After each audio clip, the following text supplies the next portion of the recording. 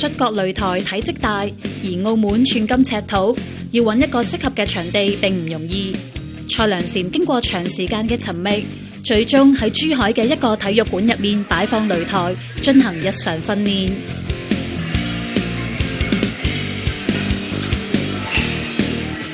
摔角比賽個靈魂就係呢一個擂台。摔角擂台同拳擊擂台嗰個分別咧，就在於中間呢啲箭咧，可能摔角擂台會厚少少嘅，因為我哋有一啲搭嘅動作啊，高位搭落去。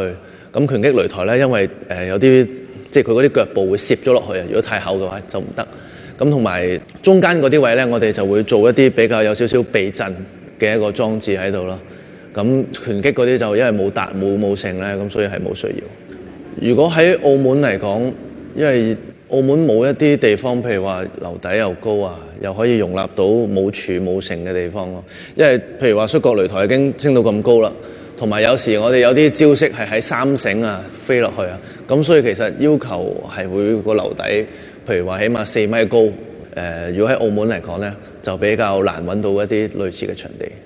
摔角最常見嘅招式就4大類啦，就係打擊技、鎖技、摔技同埋高空技。咁打擊技即係顧名思義就係用拳腳去攻擊個對手啦。咁鎖咧就係一啲嘅關節技啊、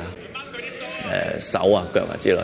咁高空技就係話譬如話行咗上三繩，點樣去擲落個對手度咧？嗰啲就叫高空技啦。咁仲有一樣咧，就係摔，即係揼落去。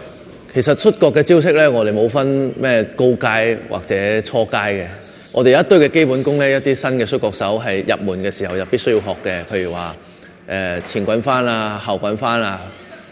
一啲瘦身啊，瘦身即係點樣揼落地下，減低嗰個運動嘅傷害啦，或者一啲跑繩，同埋一啲基本體能。咁基本體能咧，我哋因為我以前喺日本練摔角嘅時候咧，我記得初入門咧，乜嘢招都未學嘅，前滾翻咩都未學，一嚟咧就做好多下深蹲啊，好多下掌上壓，做到你好辛苦，做到你真係行路都有困難嘅時候咧，先至開始教你做嗰啲前滾翻後滾翻嘅動作。咁所以做一個摔角手咧，即係最緊要就係要唔怕辛苦啊，心態上我覺得係比技術上更加重要咯。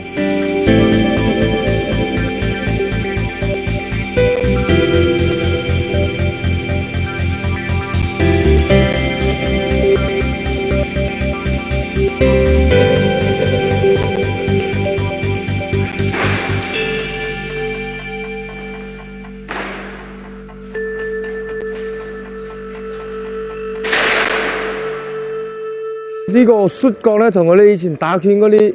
技術啊，同埋啲力度咧，係完全唔同嘅。因為我哋知道係摔角係一個娛樂表演嘅項目，咁我哋打拳咧係比賽，係一個高度競爭嘅一個比賽嚟嘅。咁打摔角咧要識得保護翻對手，又要將成個動作變得誇張啲，所以咧就有時候一下唔收力啊，打得太重啊，會對手會受傷啊，呢啲會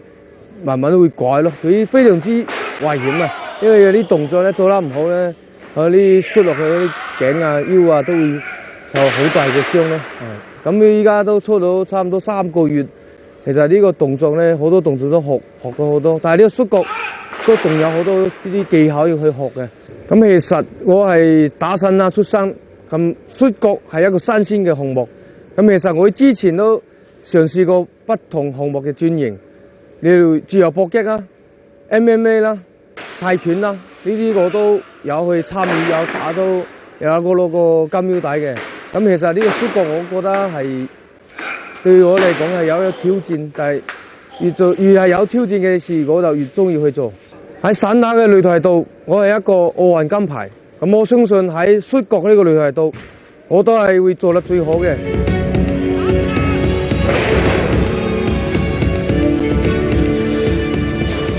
下一節翻嚟，將會為大家帶嚟首個喺澳門舉辦嘅摔角大賽，一齊感受一眾摔角手嘅熱情同埋魅力。